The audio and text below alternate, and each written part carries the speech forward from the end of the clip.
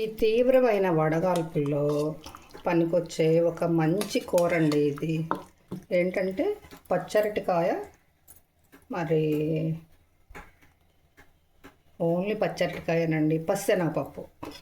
పచ్చరటికాయ పచ్చెనగపప్పుతో చేసిన పులుసు, అరటికాయ పులుసు. అయితే చాలామందికి ఇది తెలీదు.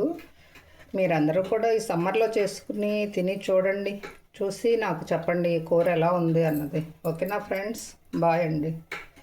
చూడండి, అంటే బాయ్ కాదు, మీరు వీడియోలోకి వెళ్ళిపోండి. మనం ఇంకా వీడియోలోకి వెళ్దాం పదండి. నేను ఎలా చేశానో అదంతా చూద్దరు. ఓకేనా. హాయ్ ఫ్రెండ్స్, మనమైతే ఇప్పుడు ఒక పచ్చి అరటికాయ కూర వండబోతున్నాం. దానికోసం ఒక గ్లాసు నీళ్ళు పోసాను. అయితే ఒక అరకప్పు, అరగిద్దెడు పచ్చెనగపప్పు నానబెట్టి కడిగి ఉంచాను. దాన్ని ఒక విజిల్ రానిచ్చేదాకా స్టవ్ మీద ఉంచాలి.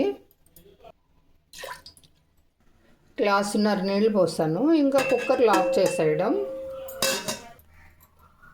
ఒక్క విజిల్ వచ్చే వరకు వెయిట్ పెట్టుకోవాలి. ఈ కూరలో కొంచెం కరివేపాకు ఎక్కువే పడుతుంది. అయితే దీనిలోకి అరటికాయ పులుసు కాబట్టి మనం చింతపండు, ఇది 4-5 అరటికాయలు ఉన్నాయన్నమాట. దాదాపు అరడజన అరటికాయలు ఉన్నాయి. పచ్చి అరటి, దానికి అంత శుద్ధ చింతపండు నానబెట్టాను నేను. నానబెట్టి చక్కగా గుజ్జు తీసుకోవాలి. అయితే కూర వండేటప్పుడు పిసికిపోయడం కొంచెం కష్టమని ముందే చింతపండు గుజ్జు తీసి ఉంచుతున్నానండి. అదే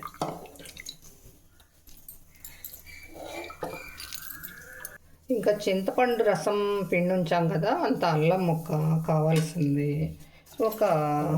ఈ కరివేపాకు ఒకటి చూడండి, కరివేపాకు నీళ్ళలో నానవేసి ఉంచాను.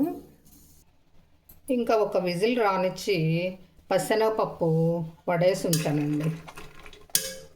అంటే ఇంకా వీటిని మళ్ళీ వాటర్ తీసేసి, వాటర్ తీసిన తర్వాత దీనిలో అరటికాయ ముక్కలు వేస్తాం. పచ్చి అరటి మీకు కాయలు కాకుండా కట్ చేసిన ముక్కలు చూపిస్తున్నాను.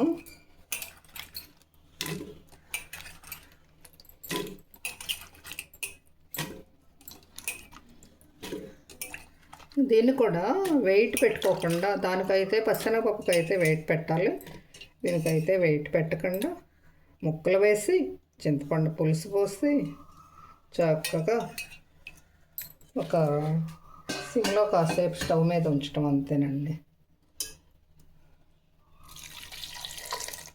ఇది ఎందుకంటే దీని అడుగునే ఉన్న రాగి రప్ప ఉన్న బాగుంటుందని, తీసేసుకోవడానికి అవకాశం ఉంటుందని ఇలా వడపోసి ఉంచాను నేను. అంతే అండి.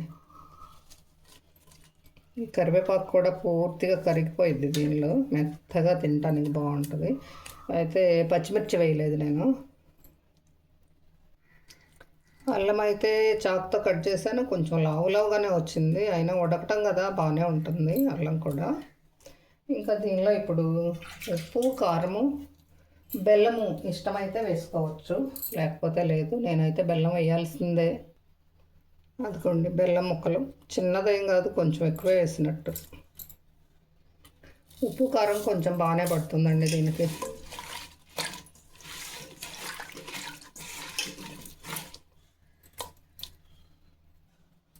ఎండుమిర్చి కూడా తాలింపులో వేసుకోదలుచుకుంటే కొంచెం కారం తగ్గించుకోండి, అయినా కారం బాగానే పడుతుంది. మనం చిన్నప్పుడు కానీ చింతపండు పులుసు, పచ్చి పులుసుతో ఒక ఆటలాడేవాళ్ళు చూసా, పిల్లలందరూ లక్షట్లతో, ఆ టైప్లో చేసుకునే ఈ కూర చాలా బాగుంటుందండి. రెడీ అయిన తర్వాత, తాలింపు పడిన తర్వాత, ఆహా ఓహో ఇంత మధురమైన కూర మనకు పరిచయం అయిందే అనుకుంటారు. నాకైతే నా ఫ్రెండ్ రమారావు గారు చెప్పారు. దీనికైతే ఎట్టి పరిస్థితిలో వెయిట్ పెట్టద్దు పావని అని చెప్పింది రమ. అదే రమ అంటే రమారావి గారు.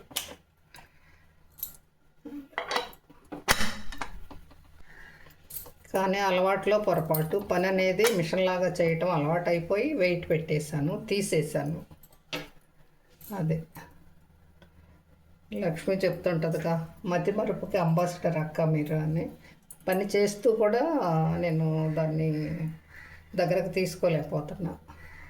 మనసుతో చెప్తున్నా కానీ యాదృచ్ఛికంగా చేసే పని చేసేసా. అయితే దాదాపుగా ఒక 7 నిమిషాలు ఉడకనిచ్చాను కూర.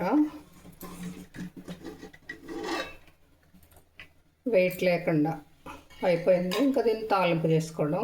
ఇంకా కొంచెం ఎగరాలి అని అనుకుంటే అప్పుడు తాలింపు వేసిన తర్వాత కాసేపు ఉంచుకోవచ్చు.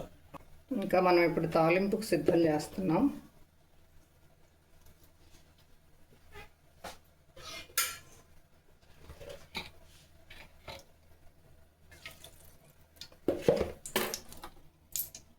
నూనె కాగేలోపు కూర ఒకసారి చూద్దాం. చూడండి, అంత పులుసు ఉంది. ఇంకా పులుసు మీరు తినే ఇష్టాన్ని బట్టి ఉంచుకోవటం. ముక్క అయితే ఉడికిపోయింది. ఇంకా ఆవాలు తిప్పటమంటాం. తర్వాత కాస్త ఇంగు వేసుకోవడం. దీనిలో ఇంగువ ప్రధానంగా పడాల్సిందే. కొంచెం పచ్చిపప్పు, జీలకర్ర, కరివేపాకు, ఎండుమిర్చి వేయాలి. దీనిలోకి ఏంటంటే పచ్చిమిర్చి, ఎండుమిర్చి ప్రధానం. ఈ రెండు వేస్తేనే ఈ కూరకున్న రుచి చాలా పెరుగుతుందన్నమాట. కాకపోతే నేనైతే పచ్చిమిర్చి వేయలేదులే. నేను పెద్దగా మాట్లాడలేదు అంటున్నారు అందరూ. మైక్ పెట్టుకోమనేమో మన రెహమాన్, షయాన్ వీళ్ళు చెప్తున్నారు కానీ నాకు మైక్ ఏం పనిచేయలేదు. చూద్దాం, ఇంకో మైక్ తీసుకోవడం కానీ ఏదో చేయాలి.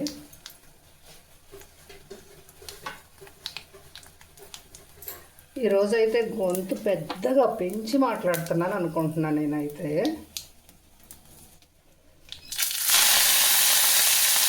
కరివేపాకు అయిపోయిన తాలింపు. ఎప్పుడైనా తాలింపు వేసిన తర్వాత ఇలా ఆ పులుసు కూర అయినా ఏదైనా ఇలా గరిటతో కొంచెం తెచ్చి వేసుకున్న తర్వాత వేయడం బెటర్ అన్నమాట. తిరగబోసేటప్పుడు అలా తిరగబోయాలి, చిందకుండా ఉండడానికి అంతే.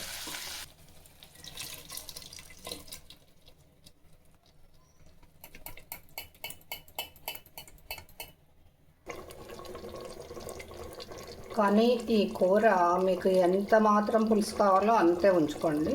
ఓకేనా ఫ్రెండ్స్? చూడండి ఎలా ఉందో.